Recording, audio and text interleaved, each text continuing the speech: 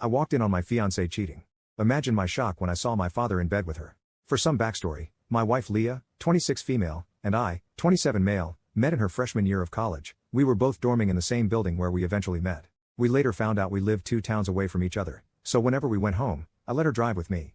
It only added like 20 minutes, so it was no big deal. After multiple trips and hanging out at school, we started to date. I have a pretty close-knit family, and so does she, so we told our families right away. I had met her family plenty of times when dropping her off, but it was nothing more than an introduction and exchanging pleasantries. Both of our families accepted each other with open arms and our relationship grew. I was a year ahead of her, so when I graduated, I went home where I was offered a good job with great pay. I visited her at school whenever I got the chance, and whenever she came home, we would make time for each other. After she graduated, she moved in with me as both of our jobs were in the city near where we grew up. Like me, she was offered a position at the company she works at now with great pay. After living together for about 3 years, I proposed, and we have been planning our wedding since. Now to the story. Looking back, there was plenty of things I overlooked, that I just wrote off thinking my father was just trying to welcome my ex into our family. Things like my father calling her all the time, and if I was around, they would just tell me they were talking about the upcoming family party or something along those lines. One time Leah was in the shower and her phone rang. I seen it was my dad, so I answered. When he realized it was me, he sounded both upset and surprised that I picked up. I then asked what's up, and he responded that he wanted to talk to Leah about my mother's birthday. That was in a week, and after a minute, we ended the call. Even typing this out now, I feel like such an idiot for not seeing it sooner. On the day I found out, it was like any other day. Leah had Thursdays off, so she made breakfast for both of us. When I set out for work, she gave me a kiss and told me to have a great day. During my drive to work, I realized I had forgotten some paperwork I would need for a meeting I had at 3 p.m. I shrugged it off and told myself I would just go home at lunch to get it. Leah texted me throughout the day talking about all the casual stuff a couple talks about, like what do you want for dinner, I did the laundry, do you want me to hang it up for you, blah blah blah.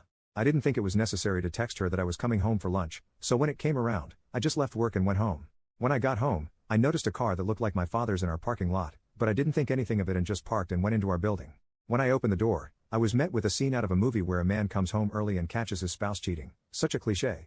There was a trail of clothes, both his and hers, leading to my bedroom, and the sound of faint noises echoed through my apartment. I stood at the door in utter shock. My brain was a mix of rage, sadness and disgust, but if you were a fly on my wall, you would see what looked like a statue. I just couldn't move. When I finally snapped to, not knowing how much time had passed, I took out my phone to record. I picked up all the clothes that were on the floor and threw them into the hall of the building. After, I filmed the walk to my bedroom. The door was open. I stood in the doorway filming for about a minute and then flipped on the lights. They both jumped at the sudden light and looked at me, and to my utter shock, it was my father in the bed with her. After the initial stun, my father noticed I was recording and started to panic, trying to find anything to cover himself and telling me to stop recording. He found a towel and wrapped it around himself and started to walk toward me. I told him if you don't want to get hurt, stop coming to me. He either didn't care or didn't hear me and reached for my phone. I hit him square in the jaw. His head bounced off the door and slumped to the ground. Leah shrieked. I aimed the camera at Leah and said, concerned about your buddy, but nothing to say to your fiance? My father woke up after about a minute and I told them I just needed to come pick something up for work, so I'm heading back now. If either of you pieces of crap are here when I get back, I'll send this video to everyone you know. I ended the video, looked at my dad, and said, you're dead to me. You're no longer my father, but you might want to go home and talk to mom because I'll be talking to her very soon.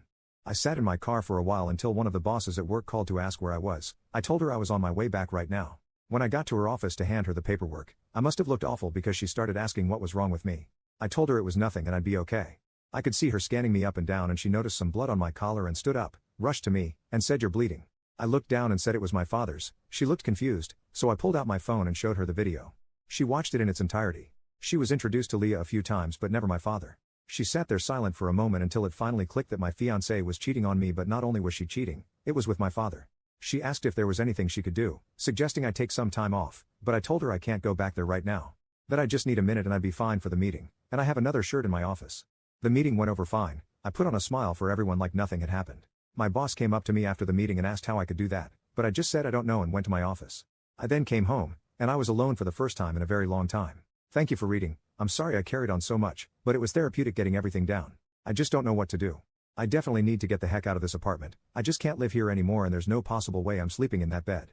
I know not only do I have to go get checked out for STDs, but I think I broke something in my hand.